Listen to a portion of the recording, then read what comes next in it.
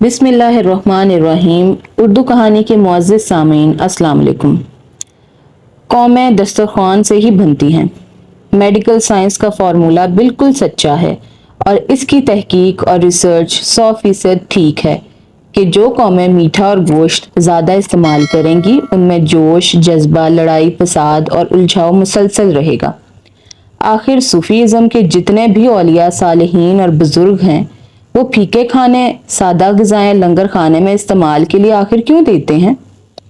वो सदियों के तजुर्बात के बाद इस नतीजे पर पहुंचे हैं कि जितना लजीज पुरतकल्लुफ़ खाना होगा इतना ज़्यादा इंसान मज़ीद लज्जतों को तलाश करेगा। वो लज्जतें खलवतों की हों, मज़ीद खानों की हों, गुनाहों की हों या फिर आंखों की लज्जत, कानों की लज्जत, गुनाहों का जज्बा दिल में हो और उसी को पाने की लज्जत। फिर ये तमाम लज्जतें उस वक्त शुरू होती हैं जब जुबान की लज्जतें इख्तिताम तक पहुंचती हैं।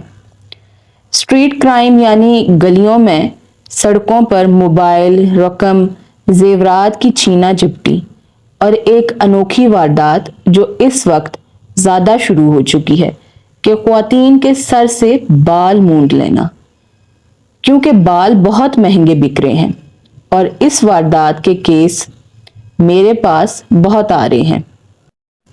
हमारे बादशाह ज़्यादा से ज़्यादा सिक्योरिटी के और हिफाजत के इंतज़ाम बढ़ा रहे हैं। उनका अवाम पर एहसान है और यकीनन एक बहुत अच्छा जज्बा है, लेकिन आखिर देखें कि नई नस्ल में जुराइम की शरह क्यों बढ़ रही है।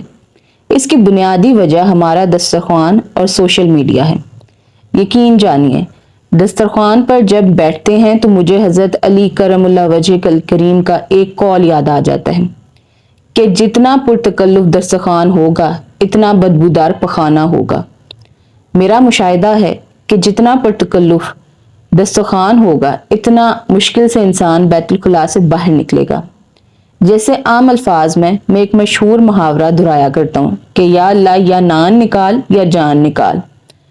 कारीन, यकीन जानिए, दस्तरख्वान हमेशा सादा और कुशादा होना चाहिए।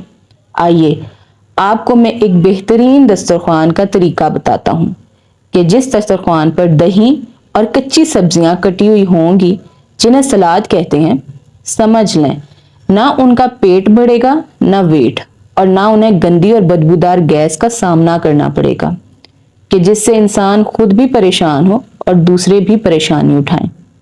अपनी नस्लों को सादा ग़िज़ाएं दें, उन्हें सादा लिबास, सादा खाने और सादा ज़िंदगी का आदी बनाना पड़ेगा, क्योंकि हर तरफ मस्नूई ज़िंदगी की एक हवा नहीं आंधी चली है। आंधी से हर शख्स नहीं बच सकता। पिछले दिनों जापान और कोरिया में एक खतरनाक तूफान आया था। मैं रूस, अज़रबैजान के सफ़र पर था। वहाँ हमारे साथ एक जापान के रिहायशी थे। वो बार बार घर फ़ोन करके तूफान से बचने की हिदायत दे रहे थे। बस इसी तरह अपने दस्तरख्वान पर नज़र डालें।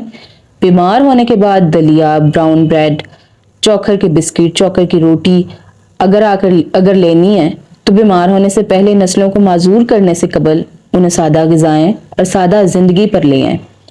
मैं आपको यकीन से कहता हूँ, माशरे में बढ़े हुए जराइम और नौजवानों की बढ़ी हुई जिनसी आवारगी ऐसे रुकेगी आप सोच नहीं सकते। उर्दू डाइजेस्ट हमारा एक पुराना और कदीम रिसाला है। मैंने बचपन में वो पढ़ा और उससे ही सीखा।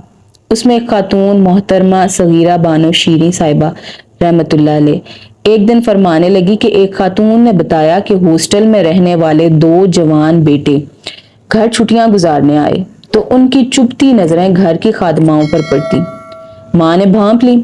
माँ ने सिर्फ इतना किया कि सादा दालें बगैर मिर्च मसाले के और सादा सब्जियां जवानों को खिलाना शुरू कर दी।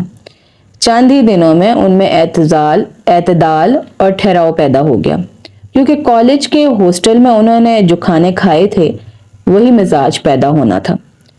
आइए वतने अजीज को तामीर करने में अपने दस्तरख्वान का साथ लें, क्योंकि कौमें दस्तरख्वान से ही बनती, बिगड़ती और संवरती हैं।